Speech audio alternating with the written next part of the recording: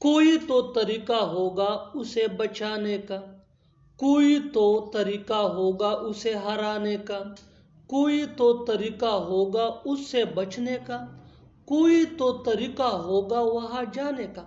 इन जुमलों को गौर से देखो। ऐसे जुमले हम रोज अपने डे टू डे लाइफ में बोलते या सुनते हैं। इन जुमलों में हम बोल रहे हैं कोई तो तरीका होगा, कोई तो तरीका होगा बार बार रिपीट हो रहा है हर सेंटेंस में। इसके लिए आपको यूज करना होगा इंग्लिश में there must be somewhere.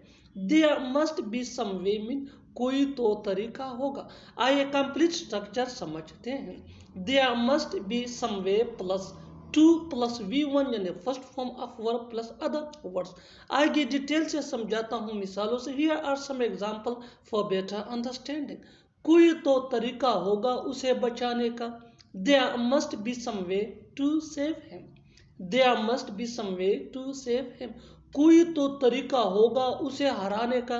There must be some way to defeat him. There must be some way to defeat him. कोई तो तरीका होगा उससे बचने का। There must be some way to escape from him. There must be some way to escape from him. आप भी इस फार्मूले की मदद से ऐसे जुमले बआसानी अंग्रेजी जुबान में बना सकते हैं।